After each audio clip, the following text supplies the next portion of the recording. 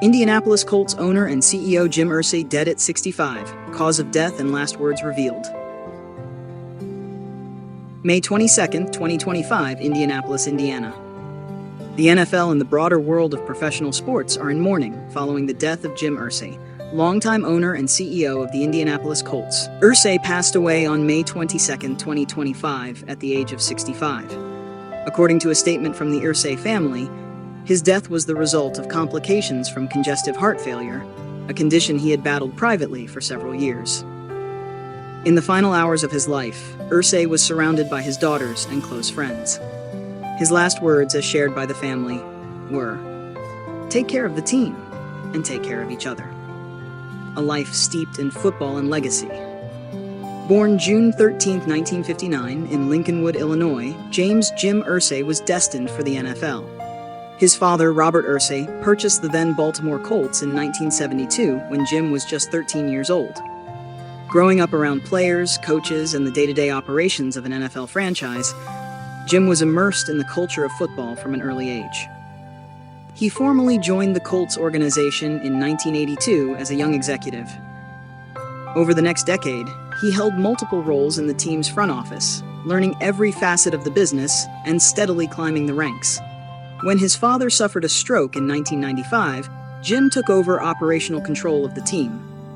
Upon Robert Irsay's death in 1997, Jim became the principal owner and CEO, becoming one of the youngest NFL owners at the time. The architect behind a golden era. Though his early tenure was marked by ups and downs, Irsay would ultimately lead the Colts through one of the most successful eras in franchise history. His most defining move came in 1998, when the Colts selected quarterback Peyton Manning with the first overall pick in the NFL draft. The decision proved transformative. Under Irsay's ownership, and with key leadership from head coach Tony Dungy and general manager Bill Polian, the Colts became perennial playoff contenders in the 2000s. The team's crowning achievement came in 2007 when they defeated the Chicago Bears in Super Bowl XL9. Irsay's bold leadership style and willingness to spend on elite talent helped turn Indianapolis into one of the most respected franchises in the NFL. His tenure saw the team earn 11 division titles, 2 AFC championships, and a Super Bowl victory. Visionary, philanthropist, and advocate. Off the field, Jim Irsay was known for more than just football. A passionate collector of music and historical memorabilia, he built a unique private collection that included guitars from legends like Prince and Kurt Cobain, manuscripts from Jack Kerouac, and even the original typewritten lyrics to Hey Jude by the Beatles. He was also a dedicated philanthropist. Over the years, Irsay donated millions to mental health organizations, substance abuse recovery programs, and local charities in Indiana and beyond. His own battles with addiction and mental health made him a fierce advocate for openness and treatment. In a 2021 interview, Irsay remarked, "There's no shame in needing help. The shame is in pretending you're fine when you're hurting. I speak out because silence kills." His Jim Irsay Collection World Tour was not just a showcase of cultural artifacts, but also a platform for mental health awareness, often accompanied by donations to local mental health organizations wherever the exhibit was displayed. A man of contrasts.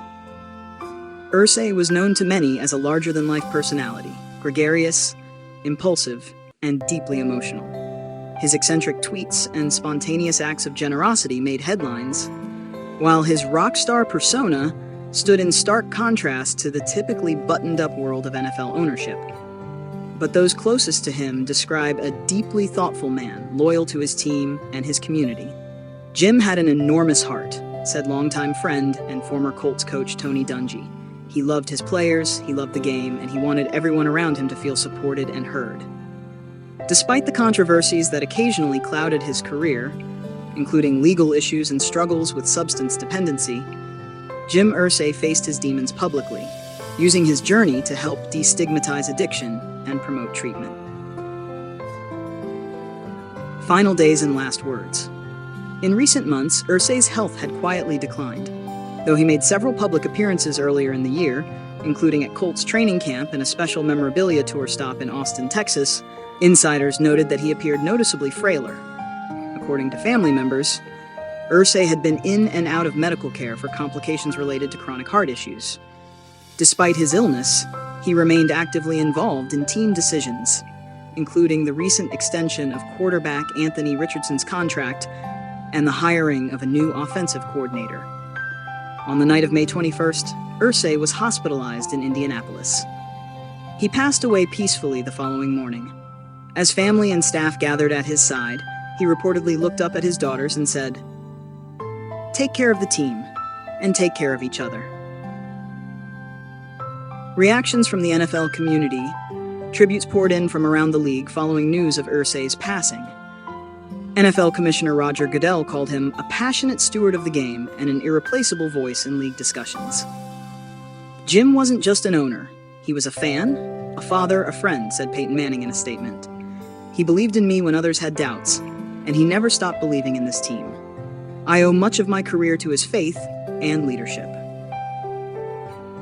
Colts wide receiver Reggie Wayne wrote on X, formerly Twitter, "Rest easy, Mr. Irsay. You loved this game and this team with everything you had. You gave us a home, a vision, and a purpose. Forever grateful."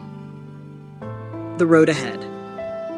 As per team succession plans, Irsay's eldest daughter, Carly Irsay Gordon, who has been involved in executive operations for years, will step into a leading role as chairwoman and primary team representative.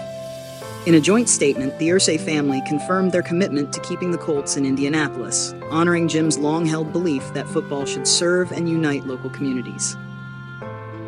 They also announced plans to launch the Jim Irsay Foundation, a charitable initiative focused on mental health treatment access, addiction recovery, and youth wellness, causes that defined his life outside the NFL. Remembering a complex icon. Jim Irsay's legacy is one of contradiction, courage, and connection. He was both a traditional team owner and an iconoclast who wore jeans and played guitar on stage with famous musicians. He made bold moves, sometimes unpopular, often visionary, that reshaped the future of the Colts franchise. His openness about personal struggles made him a rare and relatable figure in professional sports ownership. "I'd rather be known for helping someone get clean than for winning a Super Bowl," he once said. "But I'll never stop trying to do both." Conclusion.